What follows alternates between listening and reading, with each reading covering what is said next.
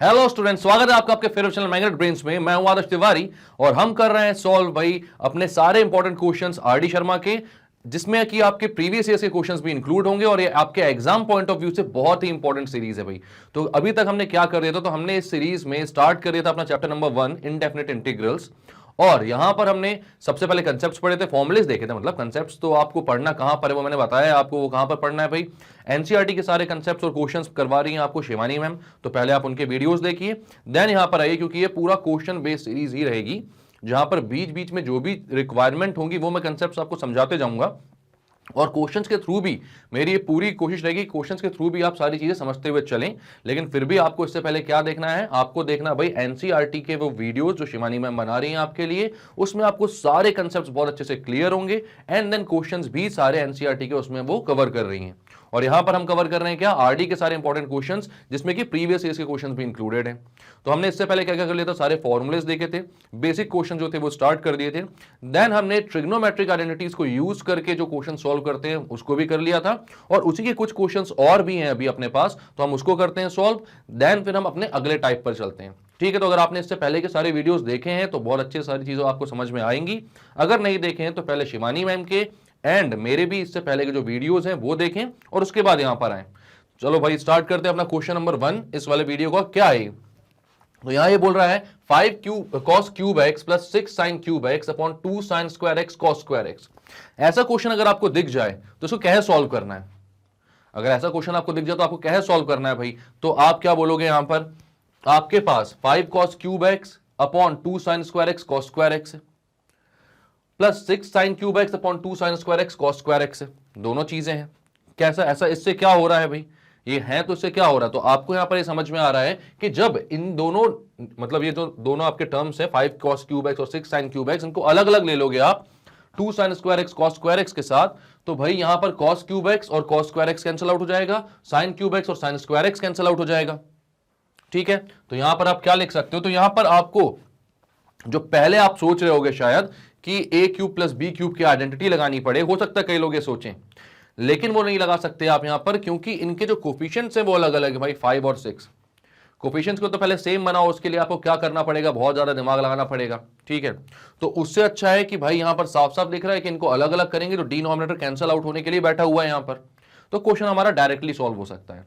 तो यहां पर ए क्यूब प्लस बी क्यूब की आइडेंटिटी अगर किसी के भी दिमाग में आ रही है तो वो नहीं लगाना है भाई। ठीक, तो यहां पर मैं क्या बोलूंगा इसको, 5 cos cube x upon 2 sine square x cos square x dx plus 6 sine cube x upon 2 sine square x cos square x dx। ठीक है, अब कॉस स्क्वायर एक्स से कॉस एक्स कैंसिल और कॉस स्क्वायर एक्स यहां का sine square x cancel, तो मतलब एक साइन एक्स बचेगा ऊपर। और अब आप क्या बोल सकते हो, ये 2 1 ये 2 3 ये कैंसिल हो जाएगा। यहां पर 2 और 5 तो कैंसिल नहीं होंगे, लेकिन 5/2 तो वैसे भी कांस्टेंट है, उसको आप बाहर ले सकते हो। तो यहां पर क्या बन रहा है, ये 5/2 अपॉन कॉस एक्स और नीचे क्या बन रहा है, sine square x dx plus यहां पर 3 बाहर आ जाएगा भाई, और अंदर क्या बचेगा, तो अंदर बचेगा साइन एक्स, यहां पर कॉस स्क्वायर एक्स थोड़ी कैंसिल होगा, साइन क्यूब एक्स से साइन स्क्वायर एक्स कैंसिल होगा ना। ठीक है, तो sine x upon cos square x बच जाएगा नीचे। अब बताओ इसका क्या कर सकते हैं हम। फॉर्मूलेज आप लोगों ने पढ़े हुए हैं, तो आप लोगों को ये समझ में आना चाहिए कि इसका आप क्या कर सकते हो। क्या कर सकते हैं भाई, तो आप यहां पर बोलोगे कि ये 5/2 तो ठीक है, cos x upon sine square x, यार इसका कोई ऐसा डायरेक्टली फॉर्मूला मुझे दिख नहीं रहा है, तो मैं क्या करता हूं, मैं सबसे पहले तो एक चीज समझता हूं कि इसको cos x upon sine x करके मैं cot x बोल सकता हूं, और 1 अपॉन साइन एक्स को मैं cosec x बोल सकता हूं। तो यहां पर मैं बोलूंगा 5/2 cos x upon sine x into 1 upon sine x और पूरे के साथ dx प्लस 3, यहां पर मैं बोलूंगा sine x upon cos x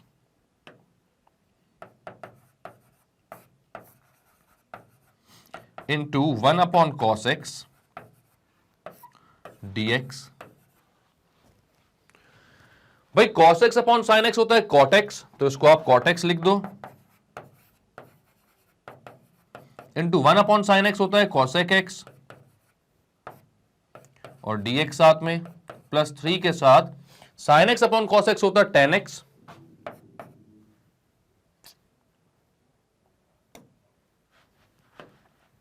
हो जाएगा tan x, into 1 upon cos x होता है sec x। अब जल्दी से बताओ भाई, क्या इनके फॉर्मूलेज आपने पढ़े हैं? क्या इनके फॉर्मूलेज आपने पढ़े हैं? बताओ जल्दी से। cot x और cosec x, cot x into cosec x क्या होता है? तो आप बोलोगे भाई इंटीग्रेशन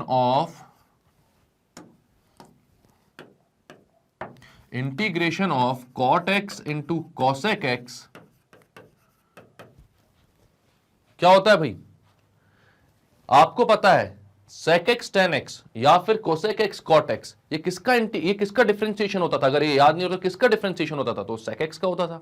तो यहां पर आप बोलोगे ये होता है भाई cosec x cot x किसका होता था? वो माइनस cosec x का होता था। तो यहां पर इसका आंसर आ जाएगा कितना? Minus cosec x plus c, और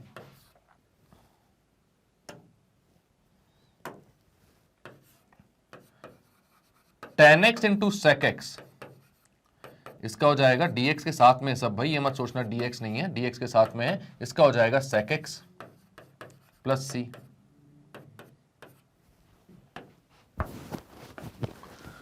तो यहां पर क्या क्या आपके पास 5/2 cot x into cosec x, तो ये हो जाएगा 5/2 minus cosec x plus 3 into sec x, ठीक है, और प्लस c तो साथ में चले गई। तो इसका आंसर आएगा 3 sec x minus 5/2 cosec x plus c। Clear है? तो क्या क्या किया इस क्वेश्चन में हमने? तो यहां पर भाई आपको बोला गया था 5 cos cube x plus 6 sin cube x upon 2 sin square x cos square x का इंटीग्रेशन करने को। तो हमने पहले सोचा क्या इसमें a cube plus B cube लगा सकते हैं, तो but a cube plus B cube लगाने की जरूरत ही नहीं है, क्योंकि यहां पर दोनों के कोफिशिएंट अलग अलग है, तो यहां पर थोड़ा सा अपना जो लफड़ा है वो लंबा हो जाएगा। तो इससे अच्छा है कि आप क्या बोलोगे, आप बोलोगे भाई इसको अलग अलग न्यूमरेटर्स को अलग अलग करके लिख लो भाई, ठीक है। तो यहां पर आपने एक बार लिखा 5 cos cube x upon 2 sin square x into cos square x, और दूसरी बार लिखा 6 sin cube x upon 2 sin square x into cos square x। Cancel out की चीजों को, और हमें साफ साफ दिखने लगा अब कि भाई यहां पर cos x upon sin x को मैं cot x लिख सकता हूं, 1 अपॉन sin x को मैं cosec x लिख सकता हूं, तो cot x cosec x को बोल सकता हूं। देन यहां पर इसको मैं tan x sec x बोल सकता हूं। तो इन दोनों को मैं ऐड करके, अब यहां पर मेरे पास दोनों का फॉर्मूला आ गया, तो डायरेक्टली मैं इनको इंटीग्रेट करके लिख सकता हूं ऐसा कुछ, माइनस cosec x और sec x लिख दिया, आंसर आ गया। क्लियर है? तो इजी क्वेश्चन है भाई ये। तो यहां पर अब इसको करते हैं क्लियर। नेक्स्ट क्वेश्चन क्या बोल रहा है ये देखते हैं, a tan x plus b cot x का होल स्क्वायर, ठीक है। तो अब यहां पर क्या है आपके पास a tan x plus b cot x का होल स्क्वायर। तो इसको जब मैं, मतलब अब देखकर आपको ऐसा लग सकता है, हो सकता है कि ये टफ लगे, बट आप खुद सोचो कि अगर इसको आप स्क्वायर करोगे तो आपके पास क्या आएगा, सोचो। तो यहां पर आप बोलोगे कि भाई a प्लस बी का होल स्क्वायर अगर मैं लगाता हूं तो हो जाएगा a tan x का स्क्वायर मतलब a square tan square x plus b cot x का स्क्वायर, तो वो हो जाएगा b square cot square x plus 2 into a into B tan x into cot x। 2ab होता है तो यहां पर a जो है वो a tan x है और b जो है वो b cot x है, तो ये कितना हो जाएगा plus 2 into A B tan x into cot x। अब आपको पता है tan x और cot x एक दूसरे के रेसिप्रोकल होते हैं। ये tan x और cot x फंक्शन जो है वो एक दूसरे के कैसे होते हैं भाई, रेसिप्रोकल होते हैं। तो क्या हो जाएंगे ये, कैंसल आउट, ठीक है। और dx तो साथ में चल ही रहा है भाई, dx तो साथ में चल रहा है, तो dx तो आप लिख ही दोगे, ठीक है। अब ये कितना हो जाएगा भाई, तो यहां पर आप लिखोगे a square tan square x plus b square cot square x equal to 2ab dx।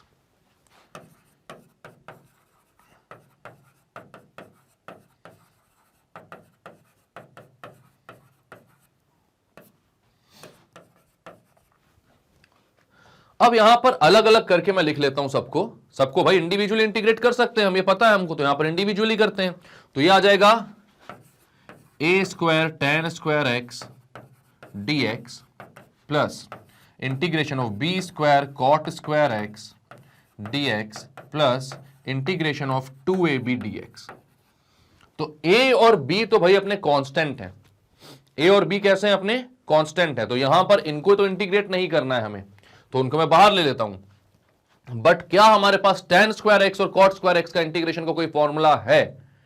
तो tan स्क्वायर एक्स को आप बोलोगे यार tan स्क्वायर एक्स का डायरेक्ट तो नहीं है, लेकिन हाँ हम इसका रिलेशन जानते हैं किसके साथ, ऐसी चीज के साथ जिसका फॉर्मूला हमारे पास डायरेक्ट है, वो है कौन सा, sec स्क्वायर एक्स। तो आप क्या बोलोगे यहां पर, a स्क्वायर आप कॉमन निकालते हो, अंदर लिखते हो भाई sec square X minus one, because tan square X is sec square X minus one, plus B square आप बाहर निकालते हो और अंदर लिखते हो cosec square X minus one, 2ab बाहर निकालते हो, डायरेक्टली dx लिख देते हो भाई, 1 dx मतलब 1 का इंटीग्रेशन, वहां पर तो वैसे भी आपको x ही आना है, बस एक ही चीज, ठीक। अब यहां पर आपको sec स्क्वायर एक्स का और माइनस वन का अलग से करना पड़ेगा, यहां पर cosec स्क्वायर एक्स का माइनस वन का अलग से करना पड़ेगा, और ये 2ab तो चल ही रहा है साथ में, तो ये हो जाएगा a square integration of sec square x dx minus a square integration of dx। ये जो 1 है भाई इसका भी इंटीग्रेशन अलग होगा और a स्क्वायर उसके साथ भी मल्टीप्लीकेशन में है, dx यहां पर भी है, dx यहां पर भी है ना, याद रखना dx हर के साथ चल रहा है, ठीक। अब यहां पर सिमिलरली आप क्या बोलोगे, इसका इंटीग्रेशन, तो B square cosec square X DX minus B square DX plus यहां पर जब 2ab के साथ यहां पर dx है, dx अकेला मतलब कि कांस्टेंट का इंटीग्रेशन कितना होता है, 1x होता है, ये पता है आपको, तो यहां पर कितना हो जाएगा 2abx। अब देखो भाई sec स्क्वायर एक्स का डिफरेंस इंटीग्रेशन कितना हो जाएगा, तो आपको पता है tan x का डिफरेंशिएशन sec स्क्वायर एक्स होता है, तो sec स्क्वायर एक्स का इंटीग्रेशन कितना होगा, तो वो tan x हो जाएगा। तो यहां पर आप लिखोगे a square tan x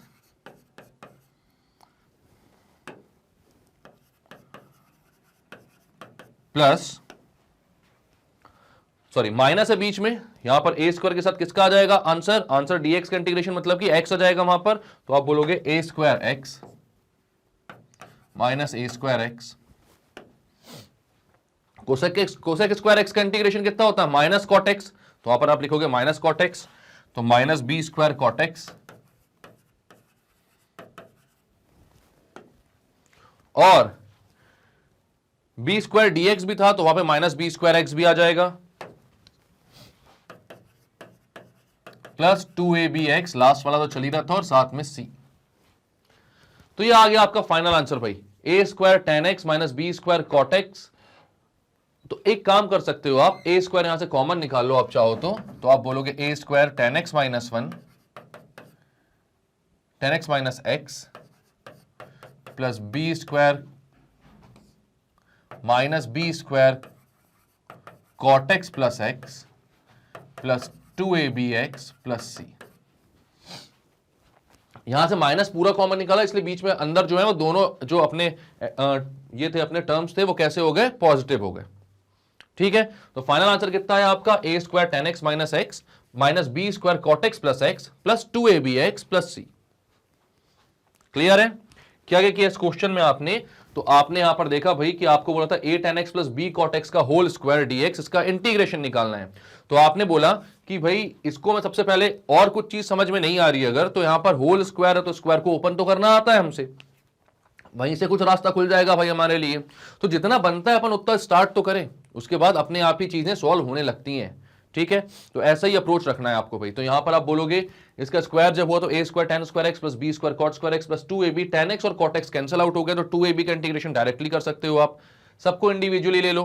tan square X और cot स्क्वायर एक्स जो है उसका इंटीग्रेशन का फॉर्मूला हमारे पास नहीं है, बट उनको हम लिख सकते हैं sec square X minus one और cosec square X minus one.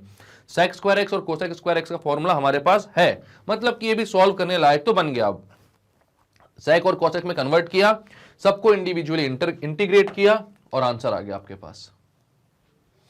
Clear है?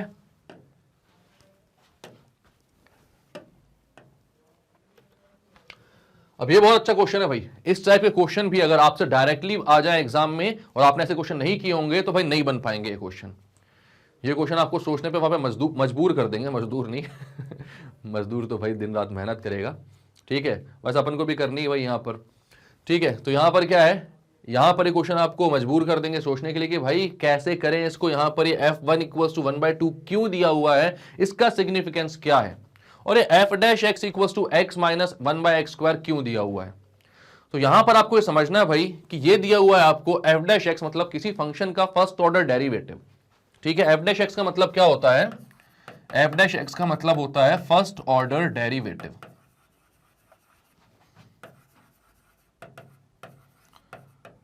तो यहां पर ये जो f डैश x दिया हुआ है आपको वो किसी भी फंक्शन का फर्स्ट ऑर्डर डेरिवेटिव है, ठीक है। अब हमें क्या निकालना है, हमें f ऑफ x निकालना है, मतलब इस डेरिवेटिव का हमें क्या निकालना है, एंटी डेरिवेटिव, ठीक है। तो कुछ टर्म्स हैं ऐसे जो कई बार क्वेश्चन में पूछ लिए जाते हैं और वो हमें नहीं पता होता कि इसका मतलब क्या है, वो भी हमें जानना जरूरी है भाई। तो इसका एंटी डेरिवेटिव बोलूं मैं आपको, या फिर मैं बोलूं प्रिमिटिव,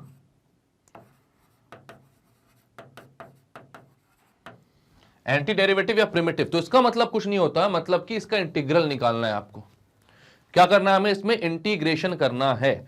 जब भी एंटी डेरिवेटिव निकालना हो या फिर प्रिमिटिव निकालना हो, मतलब उसका इंटीग्रल सॉल्यूशन निकालना है आपको, ठीक है। तो यहां पर आपको क्या दिया हुआ है, फर्स्ट ऑर्डर डेरिवेटिव दिया हो किसी फंक्शन का, आपसे बोल रहा है वो फंक्शन आप फाइंड करके बताओ। अब अगर इसका डिफरेंशिएशन ये है, एफ एक्स का डिफरेंशिएशन एफ डैश एक्स है, तो एफ डैश एक्स का इंटीग्रेशन क्या होगा, एफ ऑफ एक्स। तो आप क्या बोलोगे यहां पर, F of X is equals to integration of F of dash X D X, F dash X D X. इसका जो इंटीग्रेशन होगा वो क्या होगा, एफ ऑफ एक्स।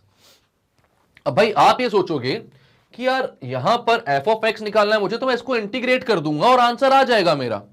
तो फिर ये f1 इक्वल्स टू 1/2 क्यों दिया हुआ है, आंसर आप कमेंट सेक्शन में बताएं कि f1 इक्वल्स टू 1/2 क्यों दिया हुआ है, खुद सोचो, तब तक मैं इसको इंटीग्रेट करता हूं भाई, ठीक है। तो आपके पास एफ एक्स है, एफ डैश एक्स है कितना, x माइनस 1/x², उसको यहां पर पुट करो तो हो जाएगा F of X equals to x माइनस 1/x²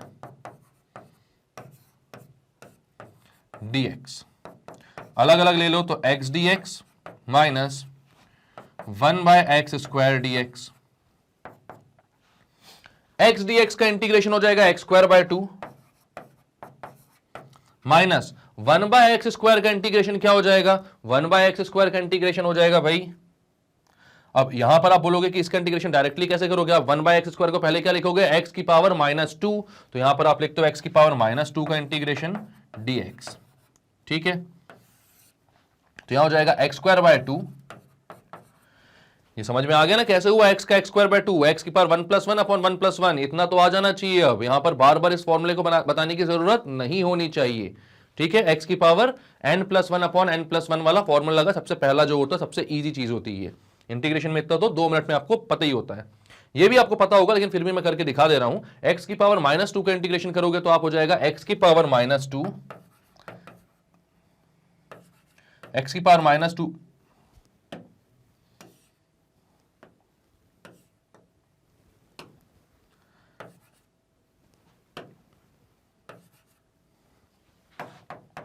2 सेकंड रुकिएगा बच्चों, x की पावर -2 + 1 अपॉन -2 + 1, x की पावर -2 + 1 अपॉन -2 + 1, ठीक है।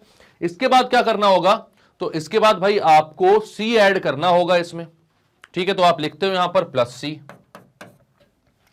तो कितना हो जाता है भाई, यहां पर हो जाता है x²/2 + c, क्यों, क्योंकि हमेशा जब भी आप इंटीग्रेट करोगे किसी भी फंक्शन को तो लास्ट में एक कांस्टेंट, एक आर्बिट्ररी कांस्टेंट आपको कंसीडर करके चलना होता है। क्यों चलना होता है, पहले वीडियो में डिस्कस कर चुके हैं हम ये सब, है ना। तो यहां पर आप बोलोगे x²/2 माइनस x की पावर -1 अपॉन -1 प्लस c, -1 को यहां ले आओ तो हो जाएगा x²/2 plus x plus c। तो ये तो आपका आंसर आ गया, ठीक है। अब आप बोलोगे यार ये आंसर तो डायरेक्टली एफ ऑफ एक्स आ रहा है, ये जो आ रहा है ये क्या है, ये एफ ऑफ एक्स की वैल्यू हमारे पास,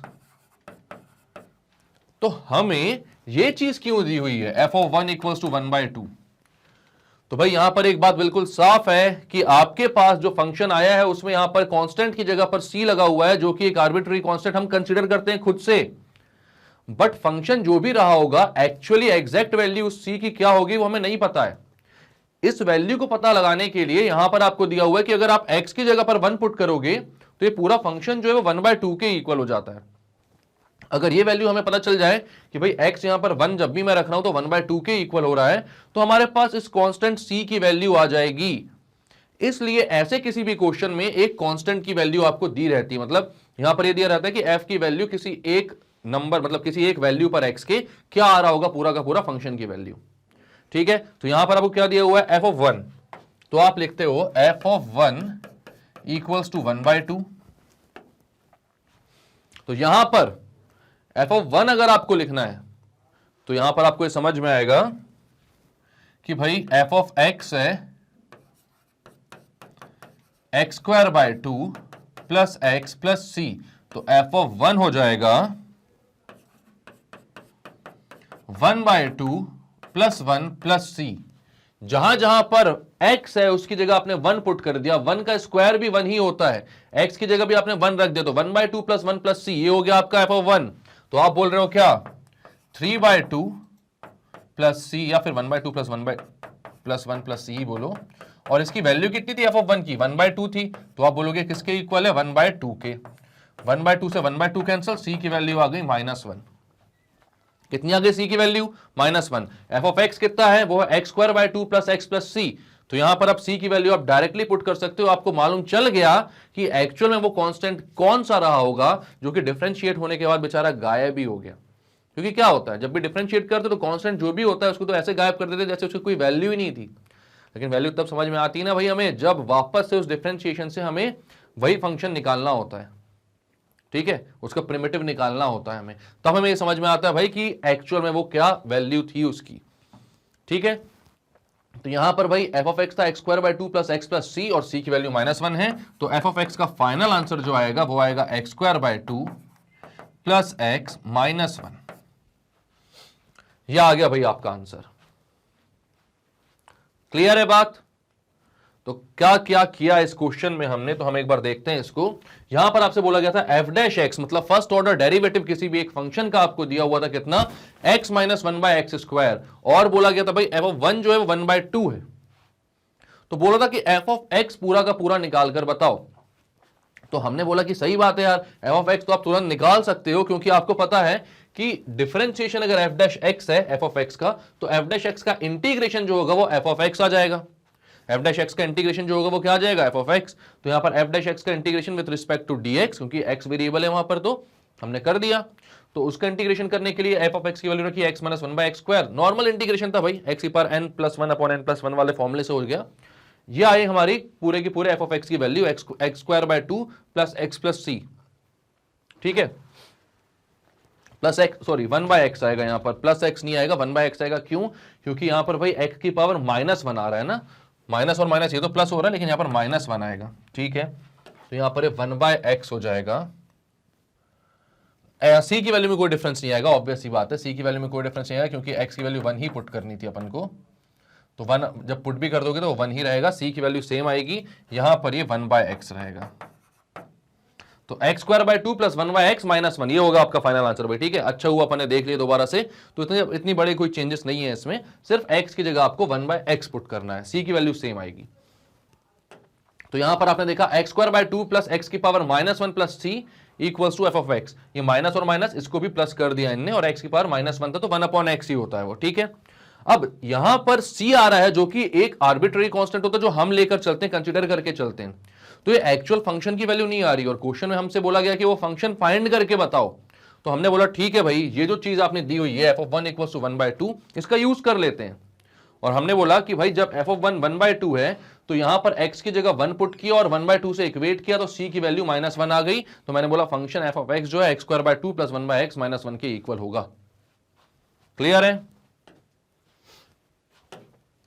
तो उसको करते हैं क्लियर। नेक्स्ट क्या बोल रहा है भाई क्वेश्चन में, अब evaluate if f'(x) equals to a sin x plus b cos x and f'(0) equals to 4, f0 equal to 3, f pi by 2 equal to 5, find f of x।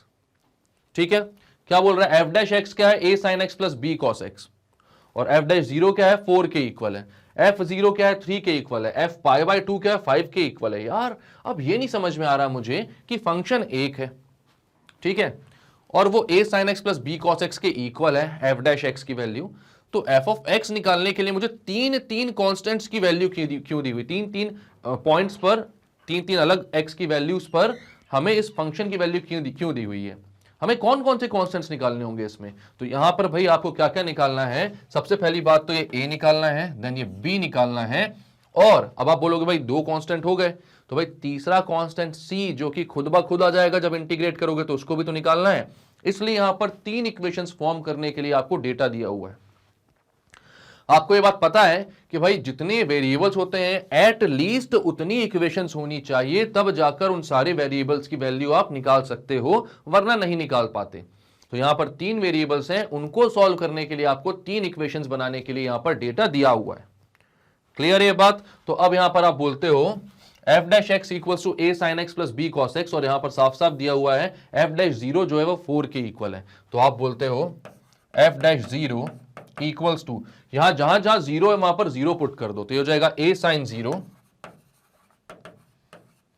Plus b cos 0 equals to कितना है 4, क्योंकि यहां पर question में दिया हुआ है आपको, और ये f डैश x की वैल्यू थी इसलिए डायरेक्ट x की जगह रख दिया आपने ये वैल्यू। ठीक है, इसके बाद आपको f0 और f पाई बाय 2 दिया है, मतलब कि f डैश x को इंटीग्रेट करने के बाद जो f ऑफ x आएगा उसमें रखना है 0 और पाई बाय 2।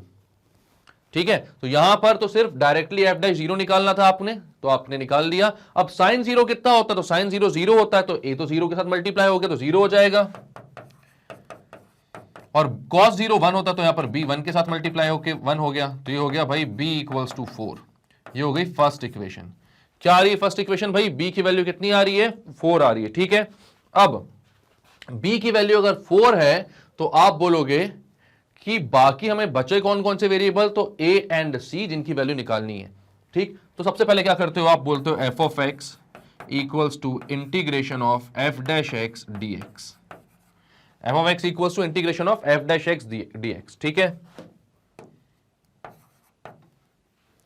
तो यहां पर f ऑफ x अगर f डैश x का इंटीग्रेशन है तो f डैश x की वैल्यू पुट कर दो, वो कितनी आ रही है, a sin x plus b cos x,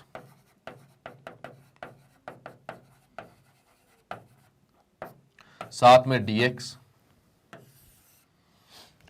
ठीक है, अब a sin x dx plus b cos x dx अलग अलग ले लो,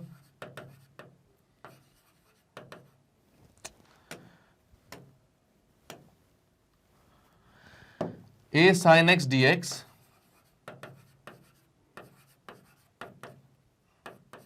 plus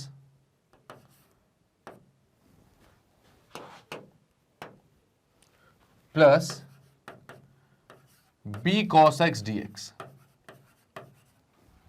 a sin x dx plus b cos x dx। sin x का इंटीग्रेशन क्या होता है, तो वो होता है भाई कितना, माइनस cos x यहां पर, और cos x का इंटीग्रेशन कितना होता है, तो वो होता है sin x। ठीक है, तो यहां पर आ जाएगा minus a cos x plus b sin x equals to 0। Equal 0 क्यों भाई, 0 जबरदस्ती, प्लस c। ठीक है, तो ये आ गया आपका क्या, f ऑफ x की वैल्यू, ये किसके इक्वल होगा, f ऑफ x के इक्वल। तो अब f ऑफ x की वैल्यू आपके पास आ गई है, तो आपको करना क्या है, तो पहले f ऑफ 0 निकालना है, then f of pi by 2 निकालना है। ठीक है, तो f ऑफ 0 आप बोलते हो, तो जहां जहां x है उसकी जगह 0 पुट कर दो, तो f ऑफ 0 की वैल्यू वैसे कितनी दी हुई है 3, तो उसको 3 से इक्वेट करेंगे हम, तो यहां पर मैं बोलता हूं minus a cos 0 plus b sin 0 plus c equals to कितना है भाई 3। f ऑफ 0 कितना दिया हुआ है, f ऑफ 0 कितना दिया हुआ है 3, तो उसकी वैल्यू आपको 3 से इक्वेट करनी है। अब cos 0 कितना होता है, तो 1 होता है, तो minus a into 1 plus b into 0 plus c equals to 3, तो ये इक्वेशन हो गई c minus a equals to 3, equation second. ठीक है, इसके बाद क्या दिया हुआ है, f ऑफ पाई बाय 2, और उसकी वैल्यू दी हुई है 5, तो आप बोलते हो f of pi by 2 equals to 5, मतलब कि यहां पर जहां जहां x है उसकी जगह आप क्या पुट करोगे π/2 और इसको इक्वेट किससे करवा दोगे 5 से, ठीक है। तो यहां पर आप बोलते हो minus a cos π/2 plus b sin π/2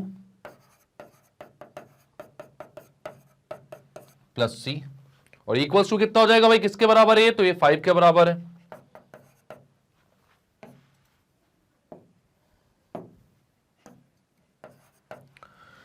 ठीक है, तो अब यहां पर आपको पता है कि cos π/2 मतलब cos 90 कितना होता है, तो वो 0 होता है, और sin π/2 कितना होता है, तो 1 होता है, ठीक है। तो यहां पर आप बोलोगे minus a into cos zero नहीं, a into 0 plus b into 1 plus c equals to 5। b into 1 क्यों, क्योंकि sin π/2 के साथ मल्टीप्लाई होता है, a इंटू 0 क्योंकि cos π/2 के साथ मल्टीप्लाई होता है, c अकेला था, और इक्वल टू में क्या 5, ठीक है।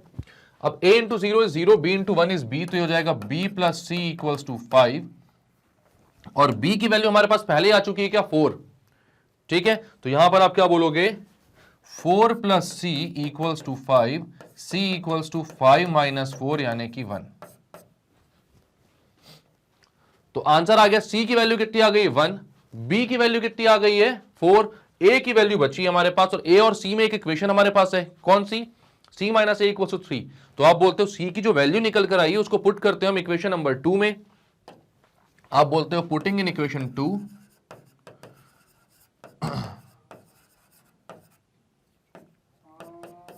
तो यहां पर ये क्या है भाई, इक्वेशन 2 कितनी है अपनी, c minus a equals to 3। तो यहां पर आप बोलते हो c minus a equals to 3, जहां पर c की value 1, 1 minus a equals to 3, a equals to कितना हो जाएगा 1 माइनस 3 यानी कि -2। तो सारी वैल्यूज आ गई आपके पास, कौन कौन सी, a की वैल्यू -2, b की वैल्यू 4, c की वैल्यू 1, और इसको आपको इक्वेशन में पुट करना है। कौन सी इक्वेशन है भाई, इस इक्वेशन में कौन सी, कहां गई, ये रही, minus cos X plus B sine X plus C में, ठीक है। यही हमारा एफ ऑफ एक्स है, और एफ ऑफ एक्स निकालना है हमको क्वेश्चन में। तो आप क्या बोलोगे, minus A cos X plus B sine X plus C, ये क्या है आपका एफ ऑफ एक्स। तो एफ ऑफ एक्स की एक्चुअल वैल्यू क्या हो जाएगी भाई, माइनस ए मतलब माइनस ऑफ -2, क्योंकि ए की वैल्यू क्या है -2 है, तो यहां पर आप पुट करते हो माइनस ऑफ -2, तो ये हो जाएगा 2 cos x plus b sin x, b कितना है 4, b 4 है तो 4 sin x प्लस c कितना है भाई, तो c है 1, तो ये आ गया आपका answer 2 cos x plus 4 sin x equals to 1, ये है आपका f ऑफ x का आंसर।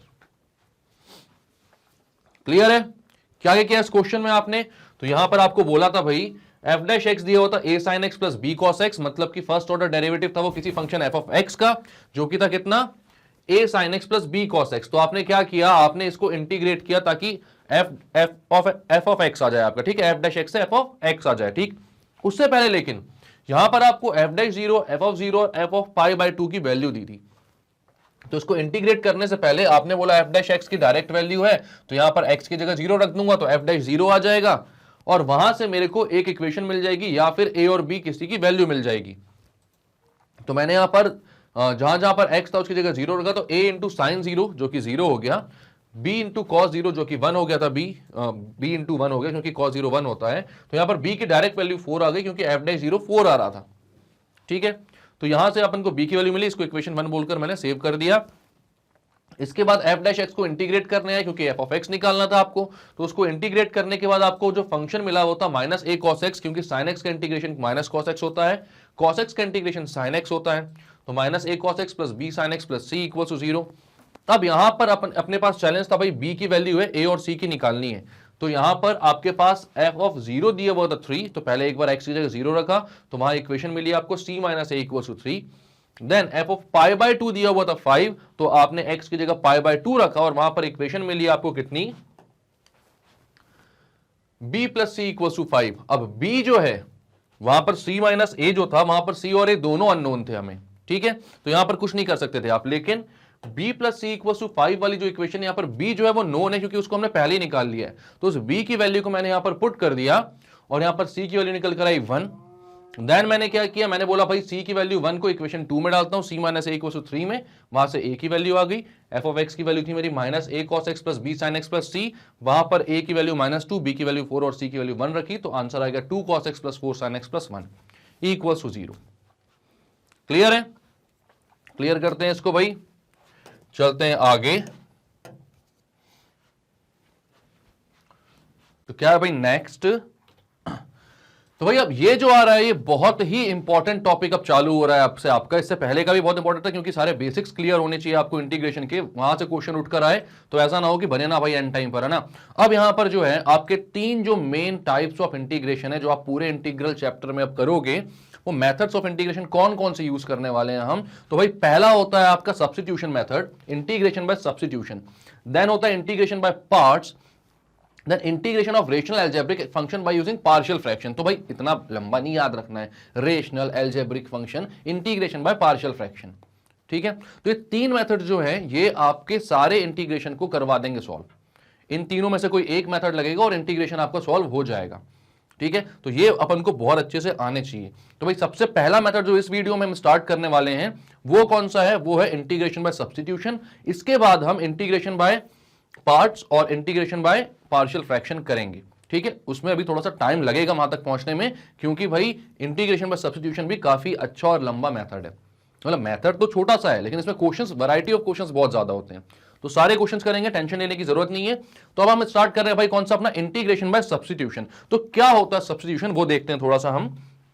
तो यहां पर ये क्या बोल रहे हैं कि phi x is a continuously differentiable function, then to evaluate integrals of the form f of phi x phi dash x dx, we substitute phi x by t and phi dash x dx by dt is equals to dt, ठीक है। This substitution reduces the above integral to form f of t dt. After evaluating this integral, we substitute back the value of t. Clear है? नहीं है clear मत tension लो, मैं जानता हूं नहीं है क्लियर, सिर्फ पढ़ने के लिए थोड़ी हूं यहां पर मैं। तो यहां पर भाई ये जो भी चीज लिखी हुई है इन लोगों ने, उसको अगर अच्छे से समझा जाए तो उसका मतलब ये हो रहा है कि भाई यहां पर अगर आपके पास फंक्शन लिखा हुआ है कोई,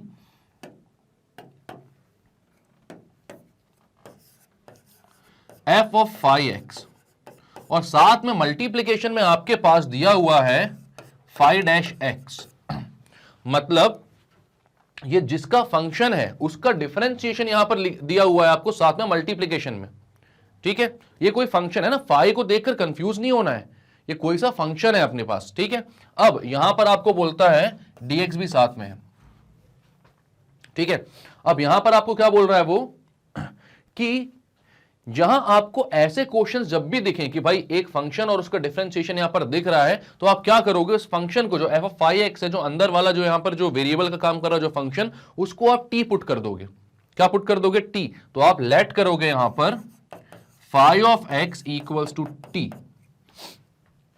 अब आप क्या करोगे, आप करोगे दोनों साइड डिफरेंशिएशन। क्या करोगे, दोनों साइड डिफरेंशिएशन, ठीक है। अब दोनों साइड डिफरेंशिएशन क्यों करेंगे, ये सबसे बड़ी बात होती है। तो यहां पर सबसे पहली बात जो समझना है कि अगर आपने phi x को t पुट कर दिया तो अब जो फंक्शन है वो अपना, वो x का फंक्शन नहीं रहा भाई, तो dx ऑपरेटर को यूज करके हम उसका इंटीग्रेशन नहीं कर पाएंगे। अब क्योंकि phi x को आपने t पुट कर दिया है तो अंदर जो फंक्शन है वो f ऑफ t बन गया है। तो इसके इंटीग्रेशन के लिए आपके पास भाई यहां पर ऑपरेटर भी dt होना चाहिए। तो भाई dt कैसे निकलेगा, तो आप बोलोगे phi ऑफ x, ठीक है, इक्वल्स टू t पुट किया है, आप दोनों साइड क्या करते हो, डिफरेंशिएट करते हो विद रिस्पेक्ट टू x, ठीक है। तो आप बोलोगे डिफरेंशिएटिंग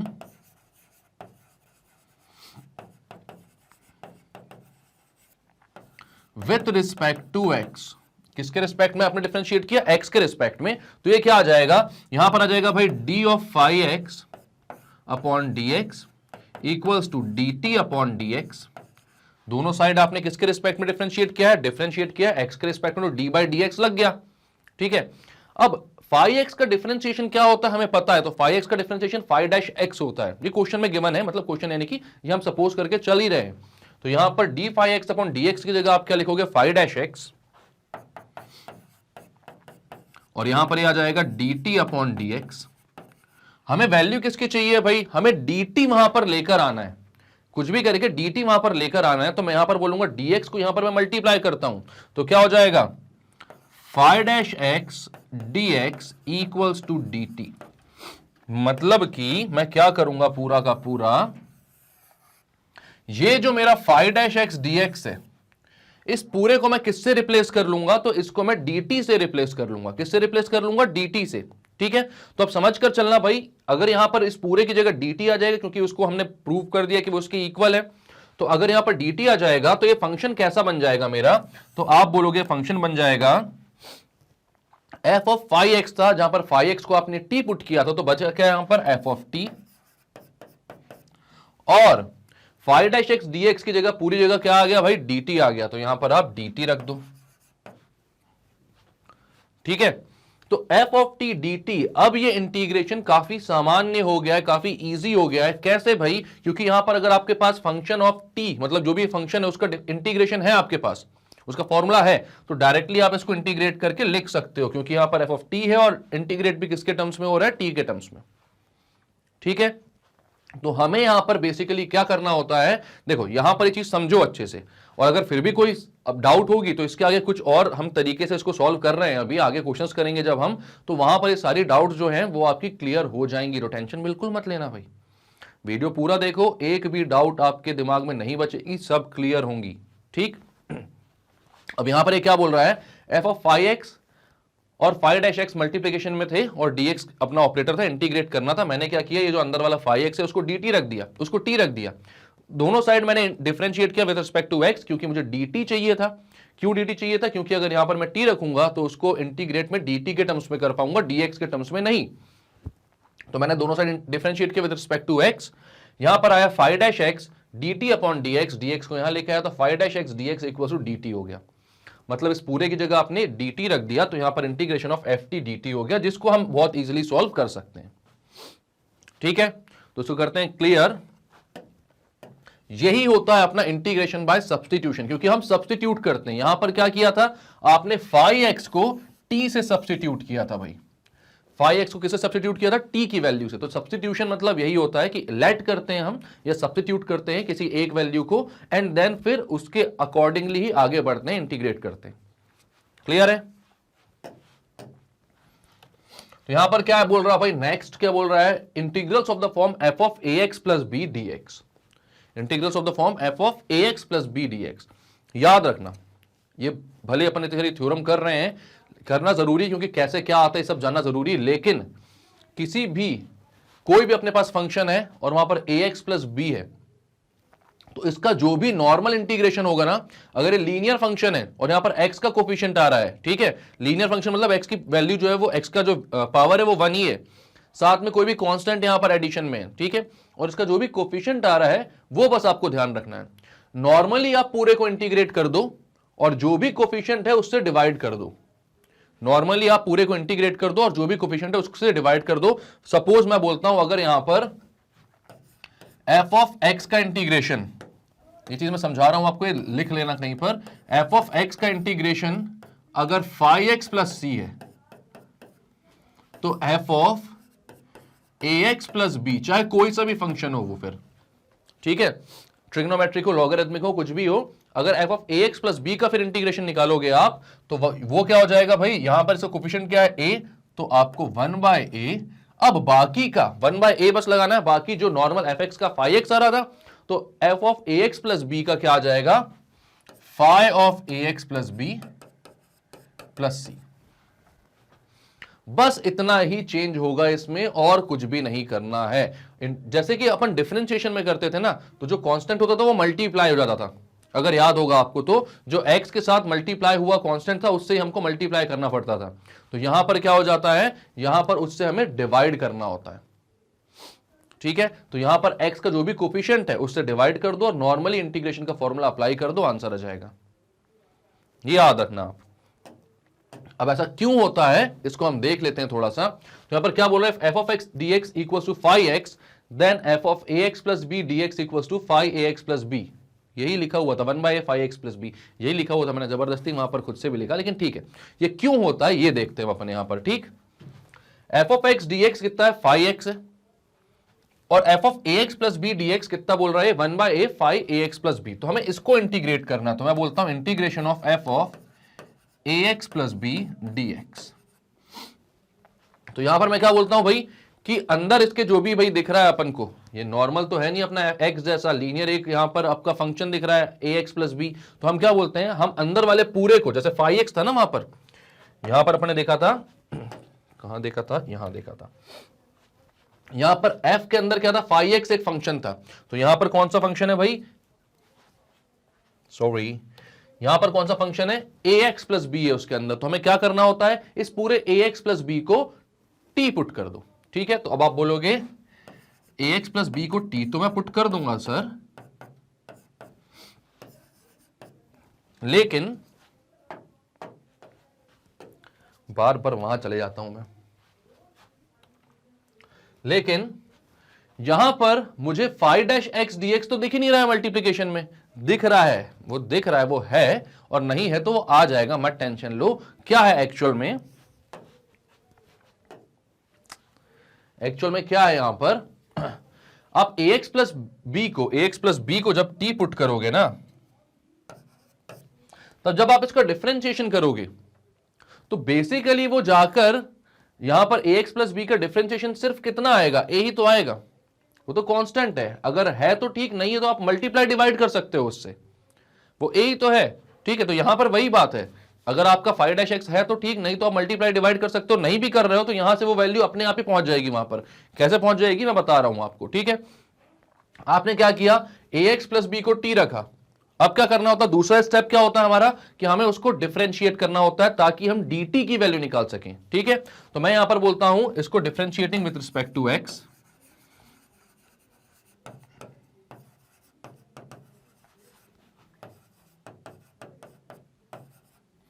x के रिस्पेक्ट में जब डिफरेंशिएट करूंगा मैं इसको, तो हो जाएगा d by d x of ax plus b equals to dt upon dx।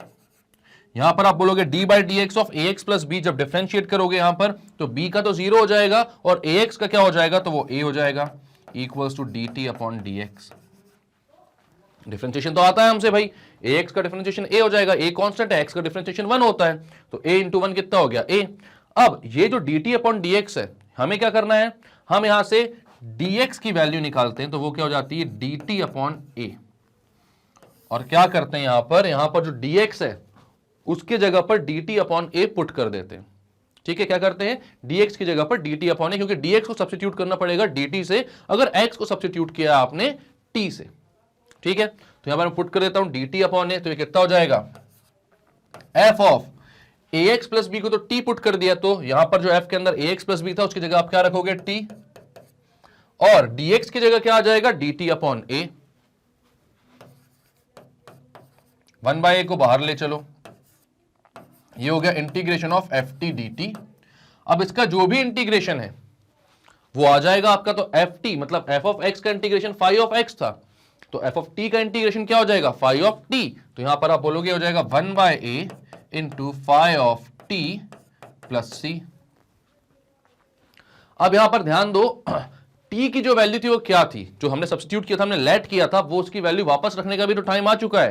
यहां पर आप बोलोगे t था ax प्लस बी, तो यहां पर पुट कर दो, तो हो जाएगा 1 by a into phi of t की जगह ax plus b plus c, तो ये आंसर आ जाएगा आपका। क्लियर है। तो क्या क्या किए यहां पर आपने, तो आपको बोला गया था भाई कि अगर f of x D x phi x के इक्वल है, तो f of A x plus B D x जो होगा वो 1 by a phi a x plus b के इक्वल होगा। तो आपने बोला ठीक है, देख लेते हैं भाई ऐसा है कि नहीं है। हमने क्या किया, f of A x plus B D x में से ए एक्स प्लस बी को t पुट किया, देन इसको डिफरेंशिएट किया, dt अपॉन dx की वैल्यू आई, और वहां से हमने dx की वैल्यू निकाली dt upon a, ax plus b को t से और dx को dt अपॉन a से रिप्लेस किया, तो f of t dt upon a आ गया, 1 बाय a को यहां लेकर आया तो integration of f of t dt आ गया। और हमें पता है integration of f of x dx जो होता था वो फाई x होता था, तो f ऑफ t dt का इंटीग्रेशन क्या हो जाएगा, वो फाई ऑफ t हो जाएगा। याद रखना यहां पर x था तो dx था, यहां पर t है तो dt है, इंटीग्रेशन आपको नॉर्मली हो जाएगा, ठीक है। तो अब कितना हो गया, 1 by a phi T, T की वैल्यू हमने जो सपोज करी थी वो वापस से पुट करनी पड़ेगी, वो कितनी थी, ए एक्स प्लस बी, तो वो मैंने पुट कर दी, आंसर आ गया। क्लियर है। नेक्स्ट क्या बोल रहा है, prove that f of ax plus b to the power n dx equals to ax plus b की power n plus one upon a into n plus one. तो यहां पर कुछ नया है क्या यार? अगर मैं यहां पर आपसे बोलता कि a की पावर n का डिफरेंशिएशन क्या है, सॉरी x की पावर n का डिफरेंशिएशन क्या है, x की पावर n का डिफरेंशिएशन क्या है, तो यहां पर आप बोलते वो होता है x की पावर, इंटीग्रेशन की बात कर रहा हूं ना, x की पावर n का इंटीग्रेशन क्या, तो वो होता है x की power n plus one upon n plus one plus c. अब यहां पर ये बोल रहा है ax प्लस बी की पावर n का इंटीग्रेशन करना है आपको, ठीक है। तो आप क्या करोगे, आप बोलोगे integration of ax plus b की पावर n dx, और यहां पर जब इसका इंटीग्रेशन करोगे आप, तो आप बोलोगे भाई let ax plus b n, let ax plus b की b इक्वल्स टू t, ठीक है। अब मैंने यहां पे आपको बोला था x की पावर n होता तो x की power n plus one upon n plus one होता, और एक और चीज सिखाई है मैंने आपको, यहां पर अगर x की पावर n नहीं होता, यहां पर जो ये लोग बोल रहे हैं ax प्लस बी की पावर n होता, तो आपको मैंने क्या बताया हुआ है, फंक्शन अगर लीनियर है तो जो नॉर्मल फॉर्मूला है वही लगेगा। लीनियर है मतलब उसका कांस्टेंट कोफिशिएंट कुछ भी हो, और साथ में जो एडिशन वाला कांस्टेंट है वो भी कुछ भी हो, उससे कोई फर्क नहीं पड़ता। x की पावर अगर 1 है वहां पर, तो नॉर्मल जो फॉर्मूला हम जानते हैं, जो पढ़े हुए हैं, वही लगेगा, बस जो कि x का कोफिशिएंट है उससे आपको डिवाइड करना पड़ेगा। तो आंसर तो वही आना है 1/a, और नॉर्मल फॉर्मूला क्या होता है, x की पावर n प्लस वन, तो ax प्लस बी की power n plus one upon n plus one plus c. तो वही तो है यहां पर भी, ये a वहां पर साथ में मल्टीप्लाई होता हुआ दिख गया, तो हो सकता है कंफ्यूज हो जाओ पढ़ने में, लेकिन किया वही है इनने, जो भी x का कोफिशिएंट है उससे डिवाइड कर दिया है, ठीक है। अभी आता कैसे है तो हम देखते हैं, यहां पर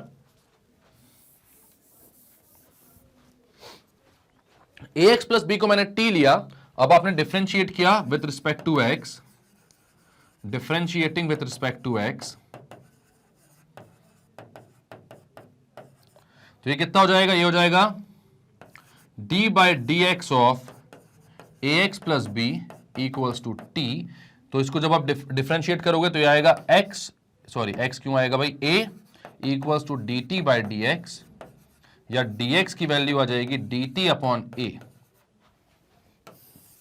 अब यहां पर dx की जगह dt अपॉन ए, और ax प्लस बी की जगह क्या पुट करना है आपको, ax प्लस बी की जगह t पुट करना है, तो ये हो जाएगा t to the power n dt by a, 1/a constant है, बाहर ले लो, t की power n with respect to dt integrate हो रहा है, जैसे x की power n with respect to dx integrate होता है, वैसे t की power n with respect to dt integrate होगा। भाई वेरिएबल है ये भी, t की पावर n, और उसी के रिस्पेक्ट dt में ये क्या कर रहा है, इंटीग्रेट हो रहा है, ठीक है। तो यहां पर ये कितना आ जाएगा, 1/a t to the power n plus one upon n plus one plus c. अब 1/a t कितना था भाई अपना, तो t शुरुआत में आपने क्या मांगना था, ax प्लस b को माना था, तो यहां पर आप लिखोगे ax प्लस b की power n plus one upon n plus one plus c, यह आ जाएगा आपका आंसर। क्लियर है? तो क्या किया यहां पर आपने, ax प्लस बी की पावर n dx था यहां पर, ठीक है, ax प्लस बी की पावर n है ना, बस ये याद रखना, यहां पर सिर्फ ax प्लस बी की पावर n dx होगा, f नहीं होगा ये वाला। इक्वल्स टू आपने क्या बोला, ax प्लस बी को t पुट करता हूं, तो ये हो जाएगा t की पावर n, उसका डिफरेंशिएशन इंटीग्रेशन करना होगा मुझे, लेकिन उसका इंटीग्रेशन अगर t की पावर n है तो dt के टर्म्स में होगा, तो dt के टर्म्स में अगर इंटीग्रेशन करना है तो dt की वैल्यू निकालनी पड़ेगी आपको।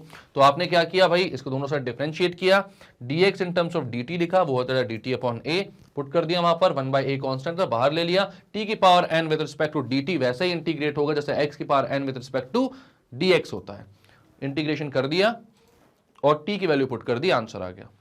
क्लियर है?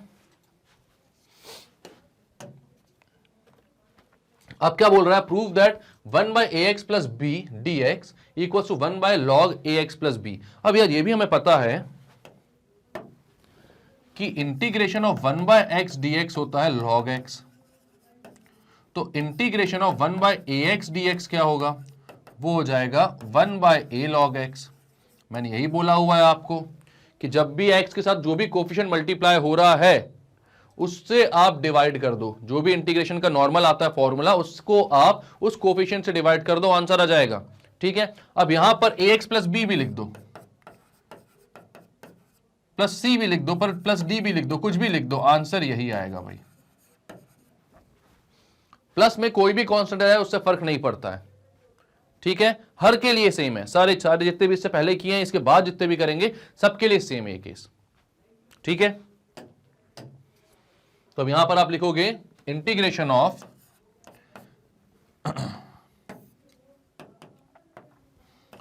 1/ax plus b dx। तो आपको पता है क्या भाई, सबसे पहले क्या करते हैं इसमें अपन, सबसे पहले क्या करोगे, जो ax प्लस बी उसको क्या करेंगे, t से इक्वेट करेंगे। तो आप बोलोगे let ax plus b equals to t, differentiate करेंगे इसको भाई, विथ रिस्पेक्ट टू x। तो कितना हो जाएगा ये, ax plus B, d by d x of ax plus b equals to dt by d x.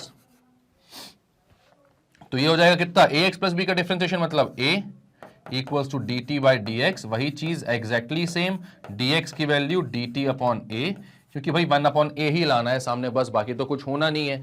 अब क्या करोगे आप, ये जो हमारे को फॉर्मूला दिया हुआ था 1 अपॉन ax प्लस बी, यहां पर ax प्लस बी की जगह क्या पुट कर दोगे, t, और dx की जगह क्या पुट कर दोगे, तो dt अपॉन a। तो ये कितना हो जाएगा, तो ये हो जाएगा 1 upon T dt by a, 1 by a को बाहर ले लो भाई, 1 बाई टी dt, इसका इंटीग्रेशन होता है जैसे 1 बाई एक्स dx का होता है, जब dx के रिस्पेक्ट में करते हैं x को कर रहे हैं अपन, तो भाई वो वही आता है कितना, log x। यहां पर 1 बाई टी dt का क्या हो जाएगा, log t। तो आप बोलोगे log mod of t plus c, या 1 बाई a, भाई कितनी वैल्यू थी t की, तो t की वैल्यू थी ax प्लस बी, तो ये हो जाएगा log mod of ax plus b plus c. तो ये आ गया आंसर। क्या किया, तो एग्जैक्टली सेम चीज करी अपन ने, 1 अपॉन ax प्लस बी जो था उसको ax प्लस बी को सबसे पहले क्या किया, t से इक्वेट किया, ठीक है। उसके बाद वहां से dt की वैल्यू निकाली इन टर्म्स ऑफ dx, या फिर dx की वैल्यू निकाली इन टर्म्स ऑफ dt, तो वो आ गया dt अपॉन a, तो dx को dt अपॉन a से, और 1 अपॉन जो ax प्लस बी है, ax प्लस बी को t से रिप्लेस किया और फॉर्मूला लगा दिया, सीधे आंसर आ गया। क्लियर है। अब नेक्स्ट है, prove that sine ax plus B D x equal to minus 1 by a cos ax plus b plus c. तो ये आपका असाइनमेंट है भाई, ये एग्जैक्ट वही तरीके से होगा जो अभी तक अपन करते हुए आ रहे हैं। तो ये वाला क्वेश्चन आपके लिए एज एन असाइनमेंट है, आप इसे सॉल्व करो और बताओ सॉल्व हो पा रहा है कि नहीं हो पा रहा है, तो ठीक है, वरना फिर डाउट अपनी लिखकर भेज दो भाई मुझे। और एक और रिक्वेस्ट है आप लोगों से यार, मैं ये हमेशा कहता हूं, कई बार और भी कह चुका हूं, कि प्लीज जब आप ये पूछते हो ना कि आपको कोई डाउट आती है ना, तो कमेंट में नीचे sir I have a doubt ऐसा मत लिखा करो, सर डाउट है मत लिखा करो, ऐसा मत लिखा करो। अगर जो भी डाउट आती है ना वो मेंशन कर दिया करो कि सर ये चीज डाउट है, भाई ये क्वेश्चन में डाउट है, इस टॉपिक में डाउट है, तो वो डाउट्स आप पूछो, तो हम फिर आगे जाकर आपके डाउट सेशन वाले वीडियोस भी बनाएंगे, ठीक है, मतलब डाउट क्वेश्चंस वाले, ठीक है। तो भाई यहां पर ये वाला जो क्वेश्चन है क्या है, आपका असाइनमेंट है, ये असाइनमेंट करो आप। हम आगे चलते हैं। अब जो हमने फॉर्मूले देखे अभी तक उस पर ही बेस्ड क्वेश्चन हैं कुछ, तो वो कर लेते हैं भाई। sec स्क्वायर 7 माइनस 4x, तो यहां पर क्या है बताओ, और एक आया हुआ भी क्वेश्चन है, तो यहां पर क्या बोला आपने, sec square 7 minus 4x dx। तो sec स्क्वायर 7 माइनस 4x, इसमें क्या नया है भाई, हमें किस चीज का फॉर्मूला मालूम है एक्चुअल में, तो आप बोलोगे हमें फॉर्मूला मालूम है integration of sec square x का, वो होता है 10x, शांति से हो जाता है बिल्कुल, है ना। यहां पर क्या है, यहां पर अबनॉर्मेलिटी क्या है भाई इस पूरे क्वेश्चन में, तो यहां पर x की जगह आपको 7 माइनस 4x दिया हुआ है। तो कैसा फंक्शन है ये, अंदर जो दिया हुआ फंक्शन वो कैसा है, वो लीनियर फंक्शन है या नहीं, तो आप बोलोगे बिल्कुल लीनियर है सर, बस कोफिशिएंट नेगेटिव x का, उससे कोई फर्क नहीं पड़ता, लेकिन फंक्शन लीनियर है क्योंकि x की पावर कितनी है, 1 हो रही है, ठीक। अब x की पावर 1 हो रही है यहां पर, तो इसको आप ऐसा भी लिख सकते हो चाहो तो, integration of sec square minus 4x plus 7 dx।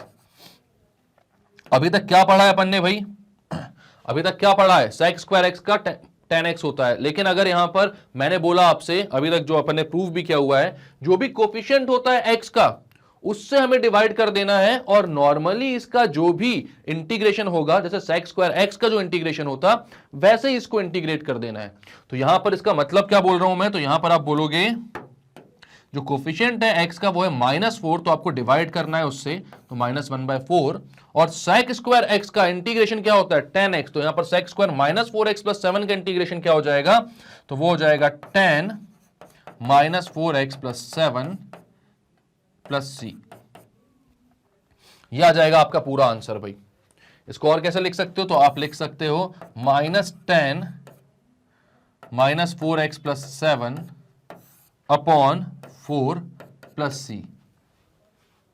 ठीक है, इस माइनस को अंदर भी भेज सकते हो आप, बट मत करो उतना करना, तो इस माइनस को अंदर भेज दो, तो 10 7 - 4x हो जाएगा, क्योंकि tan of -θ = -tan θ, तो यहां पर वो लगा सकते हो आप, बट लगाने की जरूरत नहीं है। ठीक, तो यहां पर आपको क्या बोला था भाई, आपको बोला sec स्क्वायर 7 - 4x का इंटीग्रेशन करूं, तो आपने बोला यार अंदर जो है लीनियर फंक्शन है, तो कोई टेंशन की बात नहीं है भाई, लीनियर फंक्शन हो डायरेक्टली फॉर्मूला लगाओ, खत्म करो।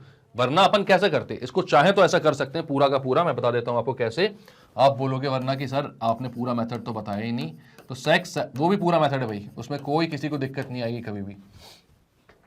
sec स्क्वायर 7 - 4x का इंटीग्रेशन करना था, तो अब आपने यहां पर क्या किया, आपने बोला लेट 7 - 4x = t, इसको t मान लिया, तो क्या हो जाएगा भाई, दोनों साइड डिफरेंशिएट करो, differentiating with respect to x, तो क्या हो जाएगा 7 - 4x का differentiation d/dx of 7 - 4x = dt upon dx। तो भाई इसका डिफरेंशिएशन होगा -4, क्योंकि 7 का 0 हो जाएगा, x का 1 हो जाएगा, तो -4 बचेगा बस, = dt अपॉन dx, या dx की वैल्यू आएगी dt अपॉन -4। तो पुट कर दो भाई यहां पर dt अपॉन -4, ठीक है, और 7 - 4x कितना पुट करोगे t, तो ये बन जाएगा आपकी equation sec square t dt upon -4, -4 को बाहर ले लो, -1/4 integration of sec square t dt। भाई sec स्क्वायर t का वैसे इंटीग्रेशन होगा जैसे sec स्क्वायर x का होता है विद रिस्पेक्ट टू x जब करते हैं, तो यहां पर sec स्क्वायर t का डिफरेंशिएशन इंटीग्रेशन क्या हो जाएगा, -1/4 tan t, और tan कितना है भाई, t कितना है आपका जो आपने रखा था शुरुआत में 7 - 4x प्लस सी भी। ठीक है, तो वही आंसर आ रहा है भाई, -1/4 tan 7 - 4x प्लस c। ये पूरे मेथड से किया अपन ने, क्या किया, 7 - 4x को पहले t रखा, तो d/dx, और जब किया हमने दोनों साइड, तो dt/dx की वैल्यू -4 आई, या फिर आपने बोला dx की वैल्यू है dt/-4। इस इक्वेशन में sec स्क्वायर 7 - 4x था, तो 7 - 4x का आपने t रख दिया, और dx की जगह dt/-4 रख दिया, -1/4 को बाहर ले लिया, आंसर आ गया आपका। sec स्क्वायर t का इंटीग्रेशन होता है tan t, तो वो यहां पर भी आ गया। क्लियर है। अब भाई यहां पर बात है किस चीज की, यहां पर जो चीज मैं आपको समझाना चाह रहा था मेनली वो ये था भाई कि sec स्क्वायर 7 - 4x का अगर मुझे इंटीग्रेशन करना है ना, तो मैं इतना ज्यादा ध्यान नहीं दूंगा कि इसको t भी पुट कर रहा हूं, मैं अंदर लीनियर अपन को फंक्शन दिख रहा है, sec स्क्वायर का मुझे फॉर्मूला मालूम है sec स्क्वायर x का, तो मैं डायरेक्टली क्या करूंगा, जो भी x का कोएफिशिएंट है उससे डिवाइड करूंगा, और जो sec स्क्वायर का नॉर्मली फॉर्मूला लगता है वही लगा दूंगा, बस अंदर x की जगह क्या रहेगा 7 - 4x। तो मुझे पता है कि sec स्क्वायर x का इंटीग्रेशन होता है tan x, तो यहां पर sec स्क्वायर 7 - 4x का इंटीग्रेशन क्या हो जाएगा, तो सबसे पहले x के कोफिशिएंट से डिवाइड करूंगा, तो -1/4, और tan x होता तो यहां पर x की जगह क्या है 7 - 4x, ये आ जाएगा आंसर डायरेक्ट। क्लियर है। ठीक, अपन ने जो फॉर्मूले किए, जो प्रूफ किए, उसके बाद तो ये काफी इजीली सॉल्व हो जाना चाहिए। नेक्स्ट क्वेश्चन क्या बोल रहा है भाई, 1/sin² x cos² x dx, तो इसको कैसे करेंगे बताओ। यहां पर किस चीज को आप रख सकते हो, कुछ इसकी वैल्यू, किसकी वैल्यू यहां पर पुट कर सकते हो, ये देखना पड़ेगा सबसे पहले यहां पर। तो चलो भाई करते हैं इसको भी। तो भाई यहां पर अब क्या बोल रहा है, 1/sin² x cos² x dx, तो यहां पर समझना ये है भाई कि अगर इससे पहले आपने ट्रिग्नोमेट्रिक आइडेंटिटी वाला नहीं पढ़ा होता, डायरेक्टली सब्स्टिट्यूशन पे कूद जाते ये बोल के भाई कि वो तो कम इंपॉर्टेंट है, ज्यादा इंपॉर्टेंट है, तो यहां फिर अपन लोगों को टेंशन आ जाती। इसलिए भाई ट्रिग्नोमेट्रिक आइडेंटिटी वाला भी उतना ही इंपॉर्टेंट है, उससे पहले बेसिक भी उतना ही इंपॉर्टेंट जितने कि आगे के सारे इंपॉर्टेंट है। हर एक क्वेश्चन को, हर एक टॉपिक को इक्वल इंपॉर्टेंस देना भाई, क्योंकि क्या होता है ना भाई, अगर आप एक कोई सा क्वेश्चन छोड़कर जाते हो ना, और ये सोचते हो कि नहीं ये तो इतना इंपॉर्टेंट नहीं है, और क्या बोलते हैं एग्जाम में आएगा नहीं, तो वो क्वेश्चन वहीं पे आता है और बोलता सलाम साहब, कहाँ पे, एग्जाम में सीधे आपको वहीं पर दिखेगा वो सीधे भाई, और वहां पर आपको फिर वो बोलेगा कि आप करो, लो इजी नहीं था, इजी था ना मैं, इंपॉर्टेंट नहीं था ना मैं, करो अब करो सॉल्व, और कर नहीं पाएंगे फिर हम सॉल्व। तो इसलिए भाई किसी भी चीज को छोड़ना नहीं है। तो यहां पर देखो क्या समझ में आ रहा है आपको, 1/sin² x cos² x dx। ठीक, तो यहां पर आपको पता है क्या, sin 2 थीटा का फॉर्मूला होता है 2 sin थीटा cos थीटा। अगर मैं इसमें 2 को मल्टीप्लाई और डिवाइड करूं, ठीक है, 2 को मल्टीप्लाई और डिवाइड करूं तो यहां पर क्या हो जाएगा, 2 को नहीं करना पड़ेगा क्योंकि यहां पर स्क्वायर है ना। तो आप क्या बोलते हो, मैं यहां पर बोलता हूं चलो इसको मैं करता हूं भाई यहां पर 4 को मल्टीप्लाई और डिवाइड, 4 को मल्टीप्लाई और डिवाइड करता हूं तो यहां पर क्या बन जाता है, मैं बोलता हूं मल्टीप्लाइंग एंड डिवाइडिंग बाय 4। तो ये बन जाता है मेरा 1/4, 1/4 नहीं, 4 को बाहर लिखता हूं, चलो 4 को ऊपर ही लिख देता हूं। नीचे कितना हो जाएगा, 4 sin² x cos² x dx। 4 को बाहर ले लेता हूं, इंटीग्रेशन के बाद क्या आ जाएगा यहां पर, नीचे क्या आ जाएगा 2 sin x cos x का स्क्वायर और dx। क्या किया भाई, 4 का स्क्वायर, 4 किसका स्क्वायर होता है, 2 का, ठीक है। अब 2 का स्क्वायर क्योंकि 4 होता है और नीचे मेरे को अंदर यहां पर 2 sin x cos x चाहिए था ताकि मैं यहां पर sin 2 थीटा की आइडेंटिटी लगा सकूं, इसलिए मैंने 4 से मल्टीप्लाई और डिवाइड किया क्योंकि मैं इस स्क्वायर को कॉमन लेना चाहता था, ठीक है। तो अब क्या हो जाएगा ये, इसको आप लिखोगे 4 integration of 1/2 sin x cos x को मैं बोल दूंगा sin 2x का स्क्वायर dx।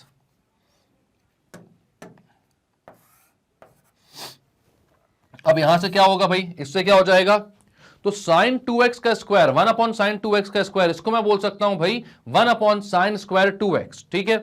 और 1/sin² 2x मेरे को मालूम है कि sin 2x या sin x का जो रेसिप्रोकल फंक्शन होता है वो होता है cosec x, ठीक है। तो यहां पर मैं लिखूंगा 4 into integration of 1/sin² 2x dx। sin² 2x को ऊपर लेकर आ जाओ तो हो जाएगा cosec² 2x dx, ठीक है। अब cosec स्क्वायर तक लाने का क्यों सोचा मैंने ऐसा, क्योंकि आपको पता है cosec स्क्वायर का फॉर्मूला क्या होता है, डायरेक्टली आपको पता है फॉर्मूला। यहां पे sin² x cos² x में अकेले उलझे रहते तो हम नहीं कर सकते थे सॉल्व, ठीक है। लेकिन cosec² x का फॉर्मूला हमें डायरेक्टली पता है और हमें यह भी पता है, चलो सबसे पहले देखो कि cosec² x का फॉर्मूला क्या है। तो आप बोलोगे integration of cosec² x dx होता है भाई माइनस का cot x प्लस c। तो यहां पर एक बात याद रखो,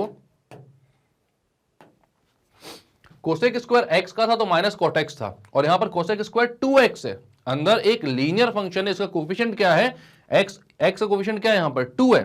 तो यहां पर आप बोलोगे कि आपको क्या करना होता है, जो भी वो कोफिशिएंट होता है उससे डिवाइड कर देना होता है और नॉर्मली इंटीग्रेशन कर देना होता है। तो आप बोलोगे cosec² 2x, ये 4 तो लिखा हुआ है, इसका जो इंटीग्रेशन होगा वो 1/2 और cosec² का इंटीग्रेशन होता है cot माइनस का, तो माइनस cot और x की जगह क्या आ जाएगा, यहां पर क्या है 2x प्लस c, 2 1 जा 2 2 जा, तो हो जाएगा माइनस का 2 cot 2x प्लस c। ये हो गया भाई आपका इंटीग्रेशन,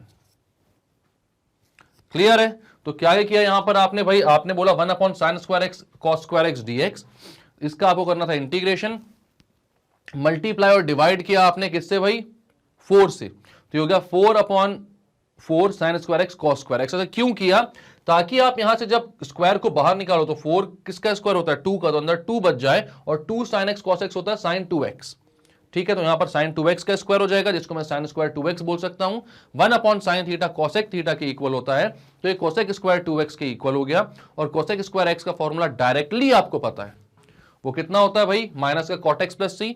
तो यहां पर cosec² 2x है। तो ये इतने सारे अपन ने अभी एग्जांपल वगैरह किए, प्रूफ्स भी किए हैं, हमें मालूम है इसका जो भी कोफिशिएंट होता है उससे आपको क्या करना होता है डिवाइड।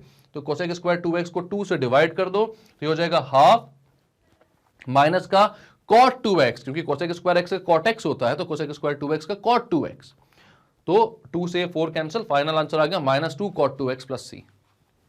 क्लियर है। Next question 1 + cos x / 1 - cos x। अब ऐसे क्वेश्चन हमने किए हुए हैं भाई, ठीक है, मतलब हमें मालूम है इसके आपने किया होगा cos इनवर्स वाला या इस टाइप के क्वेश्चन आपने किए होंगे इसके साथ, 1 plus cos x upon 1 minus cos x, tan inverse का किया होगा, हाँ tan इनवर्स के साथ। तो यहां पर एक क्या बनता है हमें मालूम है, कैसे बनता है वो हमें देखना है, ठीक है। अब यहां पर क्या है, 1 प्लस, वो भी हमें मालूम है कि कैसे बनता है, क्या बनता है, tan के इक्वल, tan स्क्वायर के इक्वल कैसे आता है ये। आपको cos 2 थीटा का फॉर्मूला मालूम है, और आपको ये भी मालूम है कि शुरुआत से आपने cos 2 थीटा का फॉर्मूला ही यूज किया है, ठीक है। अब यहां पर cos 2 थीटा का फॉर्मूला क्या होता है, तो आप बोलोगे cos 2 थीटा होता है 1 माइनस 2 साइन स्क्वायर थीटा, या फिर 2 cos स्क्वायर थीटा माइनस 1। अगर आप 1 minus 2 sine square theta use करते हो तो 2 साइन स्क्वायर थीटा की वैल्यू आती है 1 माइनस कॉस 2 थीटा, और अगर आप यूज करते हो 2 cos स्क्वायर थीटा माइनस 1 तो 2 cos स्क्वायर थीटा की वैल्यू आती है 1 प्लस कॉस 2 थीटा। अब जब यहां पर 2 थीटा है भाई, तो यहां पर थीटा थीटा है, यहां पर जब यहां पर क्या है, यहां पर 2 थीटा तो है नहीं, हाफ एंगल फॉर्मूला लगेंगे, पता है आपको, तो यहां दोनों जगह थीटा बाय 2 हो जाएगा, ठीक है। तो आप यहां पर ही बोल सकते हो क्या, 1 माइनस कॉस थीटा हो सकता है कितना, 2 sine square theta by 2, and 1 plus cos theta हो सकता है 2 कॉस स्क्वायर थीटा बाय 2। तो यहां पर आप बोलोगे 1 प्लस कॉस थीटा ऊपर है तो ऊपर आ जाएगा 2 कॉस स्क्वायर थीटा बाय 2, तो ये हो गया 2 cos square theta by 2, sorry theta नहीं, एक्स में चल रहा है सब कुछ, तो एक्स में लिख दो यहां पर, x by 2 upon 1 minus cos x नीचे है तो नीचे आ जाएगा 2 साइन स्क्वायर एक्स बाय 2, ठीक है। तो यहां पर आ जाएगा 2 साइन स्क्वायर एक्स बाय 2, 2 से 2 कैंसिल, dx साथ में चल रहा है, cos अपॉन साइन होता है cot, तो ये हो जाएगा cot square x by 2 dx। अब भाई क्या आपके पास cot स्क्वायर एक्स का डिफरेंशिएशन है, सॉरी इंटीग्रेशन है, तो आप बोलोगे सर डायरेक्टली तो नहीं है, बट हां इसका रिलेशन हम कोसेक स्क्वायर एक्स के साथ जानते हैं, और हम ये भी जानते हैं कि कोसेक स्क्वायर एक्स का इंटीग्रेशन क्या होता है, डायरेक्ट फॉर्मूला है उसका। तो आप बोलोगे कॉट स्क्वायर थीटा होता है कोसेक स्क्वायर थीटा माइनस 1। तो यहां पर आप क्या लिख सकते हो, यहां आप लिख सकते हो integration of cot square, sorry cosec square x by 2 minus 1 dx। Cosec square x by 2 minus 1 dx, इसका इंटीग्रेशन करना है आपको। तो भाई कोसेक स्क्वायर एक्स बाय 2 का इंटीग्रेशन क्या होगा, तो कोसेक स्क्वायर एक्स का इंटीग्रेशन क्या होता है, integration of cosec square x होता है minus cot X plus c. तो जब कोसेक स्क्वायर एक्स बाय 2 लोगे आप, तो यहां पर x का कोफिशिएंट क्या है 1 बाय 2, तो यहां पर 1 बाय 2 से आपको डिवाइड करना पड़ेगा, तो कितना आ जाएगा ये आ जाएगा भाई minus cot x by 2, normally cosec square x का माइनस कॉट एक्स, तो कोसेक स्क्वायर एक्स बाय 2 का minus cot x by 2 divided by 1 by 2। इसका कोफिशिएंट क्या है, एक्स बाय 2 का कोफिशिएंट इस बार क्या है 1 बाय 2, तो डिवाइड बाय 1 बाय 2, साथ में इस माइनस 1 का इंटीग्रेशन होगा, तो माइनस 1 का क्या होता है माइनस का x प्लस सी। तो अब सॉरी यहां पर आप क्या करोगे, minus cot x by 2 divide by 1 by 2, तो हो जाएगा minus 2 cot x by 2 minus x plus c. Clear है। तो भाई क्या क्या किया इस क्वेश्चन में हमने, तो यहां पर आपको बोला था भाई 1 plus cos x upon 1 minus cos x d x का आपको इंटीग्रेशन करना है। तो सबसे पहले तो भाई इसको इंटीग्रेशन करने लायक बनाना पड़ेगा। 1 plus cos x upon 1 minus cos x है, तो यहां पर आपको पता है इस टाइप का जब भी क्वेश्चन दिखे तो आपको cos 2 थीटा का फॉर्मूला यूज करना है, समझ जाना, ठीक है। cos 2 थीटा का फॉर्मूला जो है 1 माइनस 2 साइन स्क्वायर थीटा या 2 cos square theta minus 1 cos square theta minus sine square theta भी होता है, ठीक है, tan के टर्म्स में भी होता है, लेकिन यहां पर जो चीजें यूज होंगी वो यही दोनों है। तो यहां पर आपने बोला भाई इधर से मैं बोल सकता हूं 2 साइन स्क्वायर थीटा की वैल्यू 1 माइनस कॉस 2 थीटा और 2 cos स्क्वायर थीटा की वैल्यू 1 प्लस कॉस 2 थीटा, लेकिन यहां पर 1 minus cos 2 theta 1 plus cos 2 theta नहीं था, 1 था भाई, ठीक है। तो मतलब हाफ एंगल फॉर्मूले लग रहे थे, पढ़ा हुआ 11th में बहुत अच्छे से। तो यहां पर 1 माइनस कॉस थीटा की value 2 sine square theta by 2 और 1 प्लस कॉस थीटा की value 2 cos square theta by 2 put कर दी हमने। 2 से 2 कैंसिल, ये हो गया cot स्क्वायर x बाय 2। और cot स्क्वायर थीटा का हमें डायरेक्टली तो नहीं मालूम, लेकिन हमें रिलेशन मालूम है कोसेक स्क्वायर थीटा के साथ, तो हमने उसके फॉर्म में इसको चेंज कर दिया। तो cosec square x by 2 minus 1 जो है ये हमारा अब बन चुका है फंक्शन, जो कि इंटीग्रेशन करने के लिए पूरे तरीके से तैयार है। कोसेक स्क्वायर थीटा का इंटीग्रेशन है, कोसेक स्क्वायर x का इंटीग्रेशन होता है माइनस कॉट एक्स प्लस सी। यहां पर कोसेक स्क्वायर x बाय 2 है, तो dx मतलब x के टर्म्स में उसका जब इंटीग्रेशन करने जाओगे तो x का कोफिशिएंट 1 बाय 2 है, तो 1 बाय 2 से आप डिवाइड कर दोगे, जो कि ऊपर जाकर 2 हो जाएगा, और नॉर्मली जैसे कोसेक स्क्वायर का होता है वैसे इंटीग्रेट कर दोगे। कोसेक स्क्वायर x बाय 2 का integration minus cot x by 2 divide by 1 by 2 लिखा, और यहां पर ये माइनस 1 जो था इसका भी इंटीग्रेशन होगा, तो उसकी जगह माइनस एक्स लिखा, प्लस सी लगाया, आंसर आ गया। क्लियर है? अब नेक्स्ट क्वेश्चन बोल रहा है भाई 1 upon under root x plus 3 minus under root x plus 2 dx। बैठे रहो थोड़ी देर, सोचो कि क्या कर सकते हैं इस क्वेश्चन में। नहीं समझ में आएगा कि क्या कर सकते हैं, और उसको यहां पर क्यों दिया हुआ है यार, मतलब कि यहां पर क्या सब्स्टिट्यूशन लग रहा है, हमें तो समझ ही नहीं आ रहा है। तो जब कुछ भी नहीं समझ में आएगा तो ऐसा दिमाग लगाया करो उसके बाद जैसे कि हम एग्जाम हॉल में लगाते हैं, क्योंकि एग्जाम हॉल में भाई डू और डाई सिचुएशन होती है, वहां पर या तो हम करेंगे या तो फिर हम फेल हो जाएंगे। तो भाई वैसा ही दिमाग वहां पर ना सबसे अच्छा दिमाग चलता है। जितने टाइप की जुगाड़ आप लगा सकते हो ना सब लगा देते हैं अपन एग्जाम के टाइम में। तो यहां पर जब भी ऐसे क्वेश्चन में फंसो कि हमें समझ में नहीं आ रहा क्या करना है, मतलब आगे पीछे का नहीं समझ में आ रहा, तो वैसे दिमाग लगाओ। तो इस क्वेश्चन में जब आप एग्जाम में करने के लिए बैठोगे ना तो आप सोचोगे यार शायद स्टेप्स के मार्क्स मिल जाएं, तो आगे मैं क्या कर सकता हूं, तो रेशनलाइज कर लेते हैं, क्योंकि ऐसे इरेशनल डिनोमिनेटर वाले क्वेश्चन को आज तक हमने रेशनलाइज करते हुए आए हैं। तो सबसे पहले तो मैं सोचता हूं कि पता नहीं आगे इंटीग्रेशन होगा कि नहीं होगा, मुझे नहीं मालूम, ठीक है, कोई ट्रिग्नोमेट्रिकल सब्स्टिट्यूशन भी हो सकता है, वो अलग बात है, लेकिन सबसे पहला जो दिमाग है जब कुछ भी नहीं आ रहा है तो कम से कम रेशनलाइज तो हम करके देख सकते हैं। तो यहां पर मैं बोलता हूं a माइनस बी है आपके पास, root x plus 3 minus root x plus 2 है, तो ये यहाँ पे बीच में साइन माइनस का है, तो अगर आपको रेशनलाइज करना है तो क्या करना पड़ेगा, प्लस वाले से मल्टीप्लाई और डिवाइड। तो आप यहां पर बोलते हो sorry 1 upon root x plus 3 minus root x plus 2 multiplied by root x plus 3 plus root x plus 2 upon root x plus 3 plus root x plus 2, और dx चल रहा है साथ में किनारे, कोई दिक्कत नहीं है। यहां पर माइनस था तो आपने प्लस वाले से मल्टीप्लाई और डिवाइड किया, ऊपर जो आ रही चीजें उसको मैं लिख देता हूं root x plus 3 plus root x plus 2, 1 से मल्टीप्लाई हुआ था तो यही आ रहा था, कोई दिक्कत की बात नहीं है इसमें।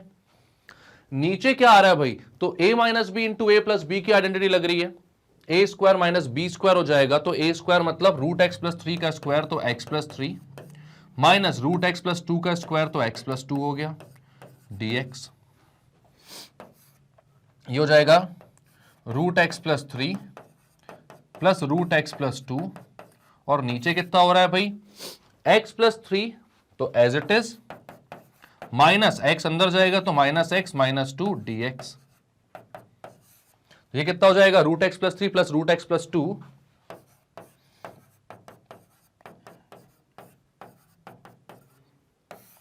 अपॉन एक्स एक्स कैंसल भाई, 3 माइनस 2 कितना हो जाएगा 1, तो अपॉन में सिर्फ 1 बचा, यानी कि और कुछ नहीं बचा, डिनोमिनेटर में सिर्फ ऊपर अपने पास दो इर्रेशनल फंक्शंस बच रहे हैं, root x plus 3 plus root x plus 2। तो उसको कैसे इंटीग्रेट करेंगे हम, तो दोनों को मैं अलग अलग ले लेता हूं भाई, रूट एक्स प्लस 3 dx